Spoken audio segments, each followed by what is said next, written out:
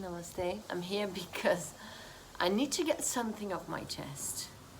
Honestly, I am tired of opening Instagram and everything I see are photos of inversions, splits, or any other type of advanced postures, as if that's all that yoga is about. And I don't mean that you shouldn't be proud of your achievement within your yoga practice. No, absolutely not. Be proud of all your journey and share it. What I mean is when I open big profiles, big yoga profiles or yoga brand profiles, and everything they share is photos of advanced postures, that's not what yoga is about, really. The goal of yoga, the purpose of yoga is self-realization, is connecting with your true, genuine self. And honestly, you're not going to find this genuine self if the intention behind your practice when you get onto the mat is an intention based on the idea of feeding your ego.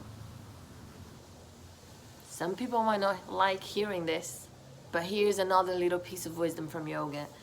The posture you want to do the least is the one you need to do the most, usually. And sometimes the truth you don't want to hear is the one you need to listen to the most.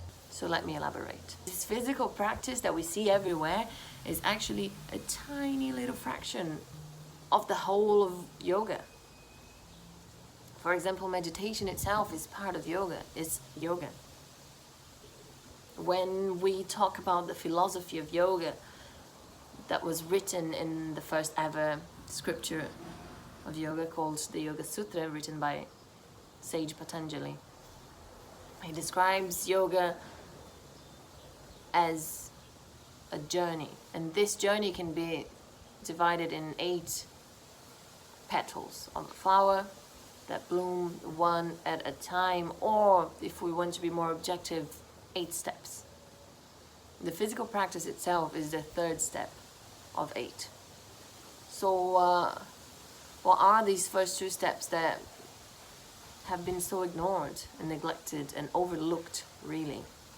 These are yamas and niyamas, and they can be translated as the guidelines, the ethics, the morals we have towards the others, towards society, and towards ourselves as well. So yamas, the first one, is said to be ethics towards society, but they can and should be applied towards ourselves as well, which are: first,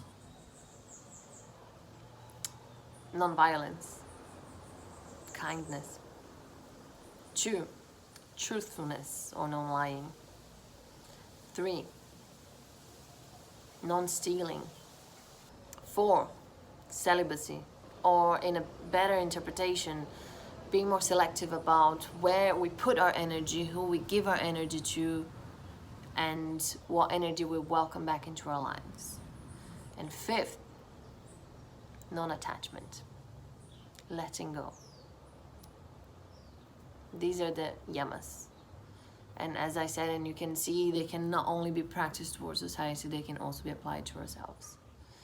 The second petal or step is called the niyamas, and these are the morals and guidelines to be practiced towards ourselves, which are cleanliness, cleansing, not only having a shower and brushing your teeth, but also being mindful of what you put into your body, what you eat, what you drink, cleansing the internal side of your vessel, your body.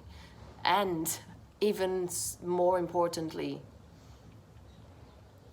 cleanliness of the mind, being careful of what you think, of what you put into your mind. Are they negative thoughts or positive thoughts? What content do you consume? What books you read? What programs you watch? What are they putting into your mind when you consume these? Are they cleaning your mind, your perspective, your way of thinking, or are they intoxicating it? 3rd, the fire of determination within you, the discipline, the commitment, that doesn't mean something bad. It means choosing to practice that determination towards accomplishing something in your life, towards making the effort, really, of creating a better life, of becoming a better person. Because you deserve it, and so does the world and the people that surround you. Fourth, self-study or self-observation. And that can be applied not only on the physical practice on the mat, when you pay attention and listen to your body's limits. Ask yourself, am I really ready to go into this deeper posture? Is my body physically ready?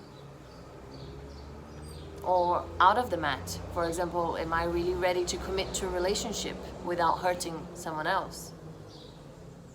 Or am I really ready to take on endless tasks from work without overwhelming myself and jeopardizing my mental health due to stress and anxiety?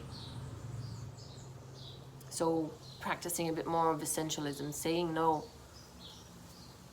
to things that you don't really need. And lastly, devotion. And that can be interpreted as doing anything you do in life with unconditional attention and love. So if you go to the mat to practice yoga, be there. Do it fully, completely, lovingly. If you're going to talk to someone, be present. Listen to what they have to say instead of just automatically replying and turning it into a monologue. And then you don't even remember what the conversation was about. Practice being present in your life. So these are 10 sub-steps within the 2 first steps of the yoga journey. Now, yoga. Now the physical practice. After all of this. So I'm here to ask you to ask yourself a question, really. What are you doing? Are you doing yoga, or are you feeding your ego? And if what you find after asking this question is something you don't really like, I hope you find that determination and love and truthfulness within you to going after making changes step by step, applying all those little pockets of wisdom within the philosophy of yoga into your life and into yourself, so that you can really become your better self and truly welcome the incredible, beautiful transformation that the yoga journey will bring to you. Thank you for listening.